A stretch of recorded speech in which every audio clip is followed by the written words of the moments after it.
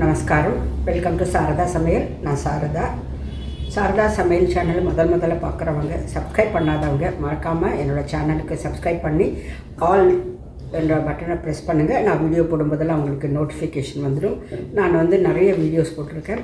இன்றைக்கி ஒரு special video, அதாவது இந்த மாதம் 16ஆம் தேதி திங்கட்கிழமை, அதாவது டிசம்பர் மாதம் 16ஆம் தேதி திங்கட்கிழமை நம்மளுக்கு மார்கழி மாதம் பிறக்கிறது. மார்கழி அப்படின்னாவே நம்மளுக்கு ஃபஸ்ட்டு ஞாபகம் வர்றது கோவில், அங்கே சொல்கிற திருப்பாவை திருவம்பாவை, அங்கே கிடைக்கிற இந்த பொங்கல் பிரசாதம். நான் இன்றைக்கி அந்த பொங்கல் பிரசாதத்தை ரொம்ப ஆரோக்கியமானதாக பண்ண போகிறேன். நான் இன்றைக்கி சாமை அரிசியும் கருப்பு உளுந்த பருப்பு போட்டும் இன்றைக்கி பொங்கல் பண்ண போகிறேன். வாங்க, அந்த பொங்கல் ரொம்ப ஆரோக்கியமானது, ரொம்ப டேஸ்டியாக இருக்கும், ரொம்ப நல்லாயிருக்கும். வாங்க, அதுக்கு தேவையான பொருட்களை பார்க்கலாம். இந்த சாமை அரிசி கருப்பு உளுந்து பொங்கல் பண்ணுறதுக்கு நான் இந்த கப்பில் 1 கப்பு உடைச்ச கருப்பு உளுந்து எடுத்திருக்கேன். இது பருப்பாக இருக்கும், பாதியாக இருக்கும். இதுக்கு 2 மடங்கு சாமை அரிசி எடுத்திருக்கேன். 1 டீஸ்பூன் சீரகம், 1 டீஸ்பூன் மிளகு, முந்திரி பருப்பு நம்மளுக்கு எவ்வளோ தேவையோ அவ்வளோ எடுத்துக்கலாம். ஒரு 1/2 டீஸ்பூன் பெருங்காயப்பொடி, கருவேப்பிலை, இஞ்சி, பச்சை மிளகா, நெய். நான் கொஞ்சம் ஒரே ஒரு சிட்டிகை மஞ்சள் பொடி போடுவேன். மஞ்சள் பொடியும் உப்பும் நம்மளுக்கு தேவையான அளவு சேர்த்துக்கணும். நம்ம சாமை அரிசி கருப்பு உளுந்து பொங்கல் பண்ணுறதுக்கு நான் ஃபஸ்ட்டு உளுத்தம்பருப்பு இந்த கப்பில் எடுத்திருக்கேன். இதை நம்ம வாசனை வர வரைக்கும் வறுத்துக்கணும். ஜென்ரலாக எல்லாருக்குமே தெரியும், உளுந்து உடம்புக்கு ரொம்ப நல்லது. இதில் நிறைய ப்ரோட்டீன்ஸ் இருக்குது, கார்போஹைட்ரேட்ஸ் இருக்குது, ஃபைபர் இருக்குது, நிறைய மினரல்ஸ் எல்லாம் இருக்குது. உடம்புக்கு ரொம்ப நல்லது. அதனால தான் இதை அந்த தோலோடு சேர்த்து எடுத்துக்கிறது ரொம்ப ஆரோக்கியத்துக்கு நல்லது.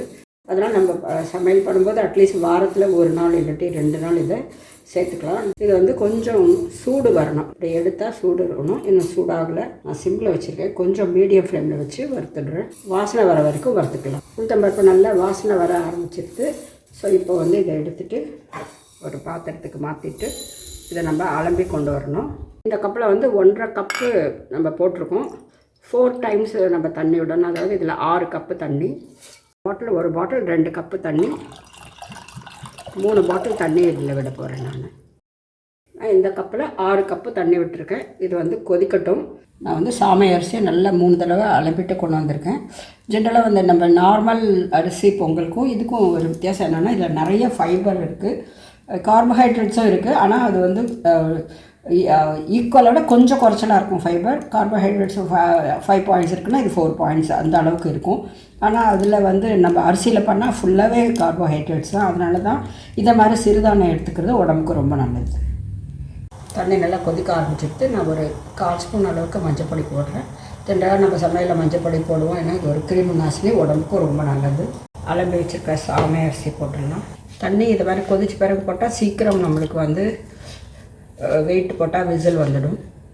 அடுத்து நம்ம வறுத்து நம்ம அலம்பி வச்சுருக்கிற உளுந்து சேர்த்துடலாம். உடைச்ச உளுந்து நம்ம இதை கட் பண்ணி வச்சுருக்க 2 பச்சை மிளகா, ஒரு சின்ன துண்டு இஞ்சி நீளமாக நறுக்கியிருக்கேன், அதை போட்டுடலாம்.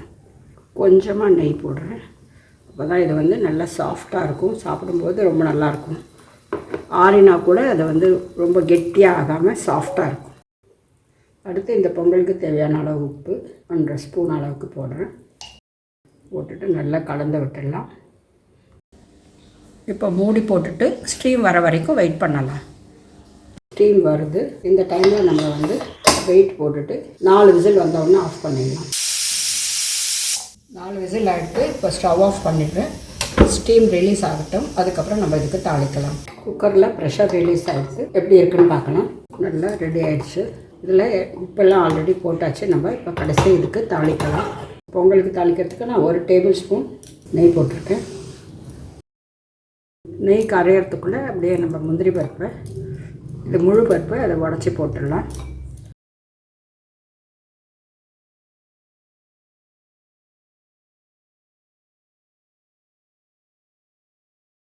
இப்போ 1 டீஸ்பூன் சீரகம், 1 டீஸ்பூன் மிளகு போட்டுடலாம்.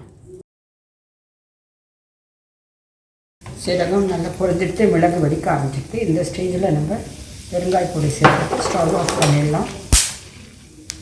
இப்போ அலம்பி வச்சுருக்கிற கருவேப்பிலை சேர்த்துக்கலாம். இப்போ வறுத்து வச்ச முந்திரி, மிளகு, சீரகம் இதில் சேர்த்துடலாம். எல்லாருமே மார்கழி மாதம் முதல் தேதின்னு காத்தால எழுந்துட்டு இந்த மாதிரி பொங்கல் பண்ணி நான் சுவாமிக்கு நைவேத்தியம் வைக்கிறேன். அதை வந்து நம்ம இன்றைக்கி வந்து ரொம்ப ஆரோக்கியமான பொங்கலாக பண்ணியிருக்கோம். பொங்கல் பண்ணி சுவாமிக்கு நைவேத்தியம் வச்சுட்டு நம்மளும் எடுத்துக்கலாம். அன்றைக்கி உடலுக்கு ஆரோக்கியமான சாமை அரிசி கருப்பு உளுந்து பொங்கல் ரெடி ஆகிடுச்சு. இப்போது நம்ம டிஸ்பிளே பண்ணிடலாம். பார்க்குறதுக்கே ரொம்ப நல்லாயிருக்கு, பார்க்கும்போதே சாஃப்டாக இருக்குது. அந்த கருப்பு உளுந்து தோல் இருக்கிறதுனால அந்த வந்து பொங்கலே வந்து கொஞ்சம் கலர் மாறி இருக்குது. ஆனால் பார்க்குறதுக்கு ரொம்ப நல்லாயிருக்கு, டேஸ்ட் கூட ரொம்ப நல்லாயிருக்கும்னு நினைக்கிறேன். நல்லா ஆவி பறக்கிற பொங்கல் ரெடி ஆகிடுது. இதை வந்து சுவாமிக்கு நைவேத்தியம் பண்ணிவிட்டு அப்புறம் சாப்பிட்ணும். நாங்கள் இன்றைக்கி எங்கள் வீட்டை நித்திய பூஜை, ராமருக்கு நித்திய பூஜை பண்ணோம்.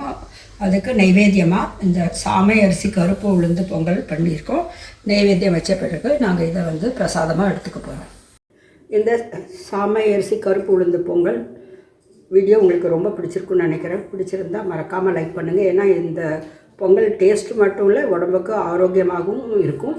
அதனால் நீங்கள் இந்த வீடியோவை பார்த்துட்டு உங்களோட கமெண்ட்ஸ் மறக்காமல் எனக்கு போஸ்ட் பண்ணுங்கள்.